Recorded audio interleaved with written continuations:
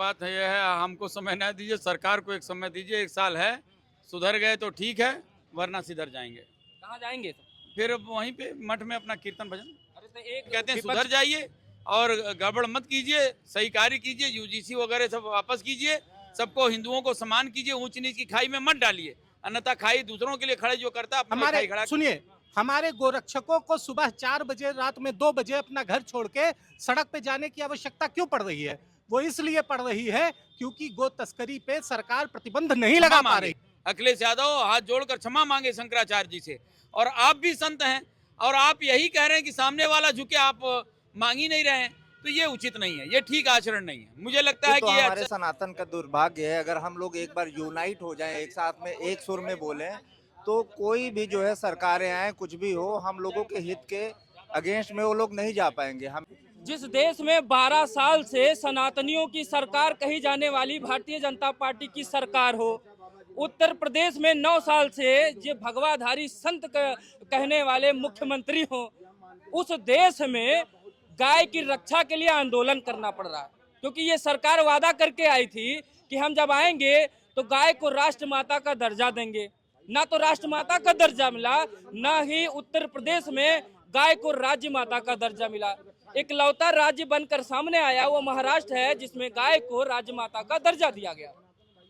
क्या पॉलिटिक्स एक देख देख के की जाएगी? क्या हम बात करेंगे लोगों से? क्योंकि जब आप नॉर्थ में रहिए, उत्तर भारत में रहिए, तो गाय की रक्षा की बात होती यही राजनीतिक पार्टियां करती हैं। और जब आप नॉर्थ ईस्ट में चले जाइए तो वहाँ के मुख्यमंत्री कहते हैं घर के अंदर खाइए, हमने मना थोड़ी किया है। तो हमारे साथ गौरक्षा करने वाले लोग हैं, मुकेश सनातनी जी हैं, संत महात्मा लोग हैं। हम बात कर लेते हैं, क्योंकि संत महात्मा वाले सरकार के ही प्रदेश में है, राजधानी में है, लखनऊ में है। मुकेश जी क्या कहेंगे? 12 साल से देश में सनातन की सरकार कही जाने वाली भगवाधारी संतों की सरकार है, गाय के आंदोलन के लिए, रक्षा के लिए आप लोगों को आंदोलन करना पड़ रहा है। देखिए, परिवर्तन करने की कोशिश किया। अगर 12 साल पहले की स्थिति देख लिया जाए तो एकदम से सुधार नहीं हो सकता है किसी भी चीज़ का। बनते बनते स्थितियां बनती हैं, बिल्डिंगें बनती हैं, धीरे धीरे बनती हैं। सरकार ने बहुत सारे प्रयास किए, इसको ये नागवार नहीं गुजारा जा सकता है। वास्तव में प्रयास किए, लेकिन जो प्रयास किए, जो वर्तमान के कानून हैं, वो नाकाफ़ी हैं सुरक्षा करने के लिए। इसलिए अब हम 2 प्रमुख मांगों को लेके आए हैं। पहली मांग है हमारी कि गोवध को मानववध की श्रेणी में लाके खड़ा कर दिया जाए, और दूसरा, गो तस्करों को मृत्युदंड का प्रावधान दिया जाए। ये 2 कानून ऐसे कानून हैं कि 2 एकदम नींव की ईंट और मील का बहुत बड़ा पत्थर साबित होंगे सनातन की पुनर्स्थापना में।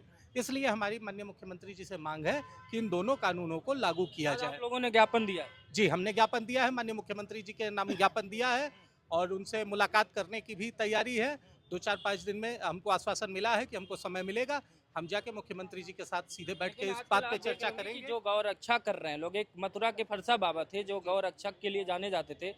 हाल ही में उनकी जो है एक ट्रक से कुचल कर, यानी कि कुछ पुलिस अलग कह रही, लोग कह रहे हैं कि गौ रक्षक की वजह से उनको वहाँ पर उनकी हत्या की गई। तो क्या गौ रक्षकों की इसी तरीके से हत्या होती रहेगी और सरकार चुपचाप बैठी रहेगी? इसके लिए आप आवाज उठा रहे हैं? देखिए, 100% हम इस बात को स्वीकार भी कर ले रहे हैं कि वो जो भी हुआ वो दुर्घटना हुई। अगर हुई वही घटना, हम मान लेते हैं कि गलती से ही हो गई, लेकिन फरसा बाबा को सुबह 4 बजे उठ के हाईवे पे जाने की आवश्यकता क्या थी? हमारे सुनिए, हमारे गोरक्षकों को सुबह 4 बजे, रात में 2 बजे अपना घर छोड़ के सड़क पे जाने की आवश्यकता क्यों पड़ रही है? वो इसलिए पड़ रही है क्योंकि गो तस्करी पे सरकार प्रतिबंध नहीं लगा पा रही है। ये फेल्योरिटी सरकार की है, और इसका समाधान सिर्फ और सिर्फ एक है कि गो तस्करों को मृत्युदंड का प्राविधान सुनिश्चित कर दिया जाए। अगर ऐसा कानून लागू हो जाएगा और 10-12 गो तस्करों को मृत्युदंड मिल जाएगा, इस प्रदेश के अंदर किसी की हिम्मत नहीं होगी कि वो गो तस्करी जैसा काम करे।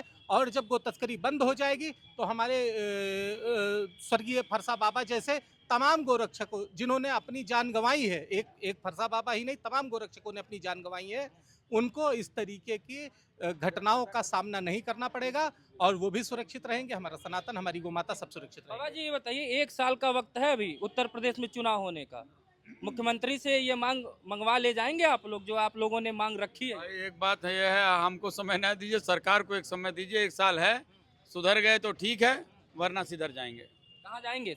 फिर अब वहीं पे मठ में अपना कीर्तन भजन अरे हैं एक विपक्ष की पार्टी समाजवादी पार्टी, उनके नेता को गाय के गोबर से तो गंध आती है, देखिए उनको चुन लेंगे आप? ना कांग्रेस से अपेक्षा है, ना सपा से अपेक्षा है। राम भक्तों पे गोलियां चलवाने वालों से अपेक्षा नहीं है, और कांग्रेस ने गोलियां चलवाई है गौ भक्तों के ऊपर, इन्हीं से अपेक्षा थी। अब ये भी नहीं सुन रहे हैं तो फिर मुझे लगता है ईश्वर सबसे बड़े भगवान हैं, श्री राम जी हमारे हैं, हमारे गुरुदेव बाबा आशुतोषाम्बर जी हैं, वो कोई ना कोई तगड़ी व्यवस्था करेंगे और वो कोई ना कोई विकल्प होगा, क्योंकि हर मुश्किल पे कोई ना कोई विकल्प होता है, और जो ना काम नहीं करेगा तो फिर उससे यही कहेंगे। इसलिए इनसे कहते हैं सुधर जाइए और गड़बड़ मत कीजिए, सही कार्य कीजिए, यूजीसी वगैरह सब वापस कीजिए, सबको हिंदुओं को समान कीजिए, ऊंच नीच की खाई में मत डालिए, अन्यथा खाई दूसरों के लिए खड़े जो करता है अपने लिए खाई खड़ा करता है, समझ जाइए। हम आपके शुभचिंतक हैं, और संत थोड़ा डांटे भी तो सहना चाहिए, इसलिए सहना चाहिए क्योंकि उसकी डांट आपको सुधार लेती है, आपके जीवन में बदलाव लाती है। मनमानी करेंगे तो फिर करते रहिए। फिर एक संत के एक बटुक को प्रयागराज में तो चोटी खींच के मारा भी गया था, ये भी तो इसी सरकार। गलत है, किसी भी बटुक को चोटी खींच कर पीटना वो उस बटुक का नहीं अपितु पूरे सनातन धर्म का अपमान है, और सरकार को माफी मांगनी चाहिए थी, उस अधिकारी को निलंबित करना चाहिए था, मगर ऐसा कुछ ना हो कि अपने ही ईगो को सेटिस्फैक्शन करने में लगी हुई है, यह अति निंदनीय है। हम कहते हैं कि सपा सरकार ने पीटा था, लेकिन अब बाद में क्षमा मांगे, अखिलेश यादव हाथ जोड़कर क्षमा मांगे शंकराचार्य जी से, और आप भी संत हैं और आप यही कह रहे हैं कि सामने वाला झुके, आप मांग ही नहीं रहे हैं, तो ये उचित नहीं है, ये ठीक आचरण नहीं है। मुझे लगता है कि ये सही आचरण नहीं है, आप सही एक संदेश नहीं दे रहे हैं। तो क्या कहेंगे आप लोग युवा हैं भैया, क्या करने वाले हैं? देखिए युवा बहुत ट्रक के पीछे हमने देखा है, बहुत संघर्ष करते हैं, अपनी जान को भी गंवा देते हैं। ऐसे क्या मांग है आप लोगों की कि आप लोग ऐसे लड़ते ही रहेंगे कि सरकार मांगे?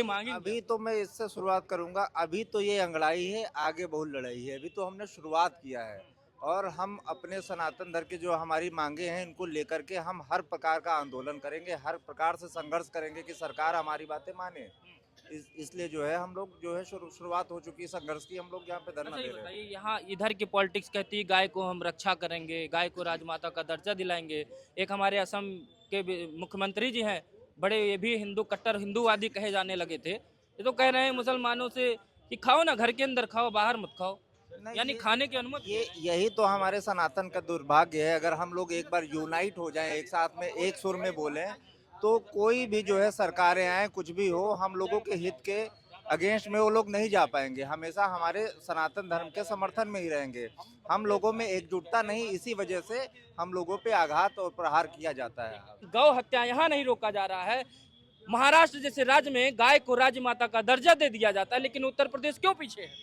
इसलिए पीछे है क्योंकि यहाँ पे जातिवादिता का समीकरण जो कर रहे हैं, सरकार सिर्फ गाय के नाम पे एक अपने चुनावी जो ढाल है उसको बना रही है। अगर गौ माता को राष्ट्र माता घोषित करने का कई बार इन्होंने प्लान किया और उसको सिर्फ एक जुमले में रख रहे हैं बीच में, ये अब कितने दिन तक चलाएंगे? कितने जुमला ढूंढेंगे आप?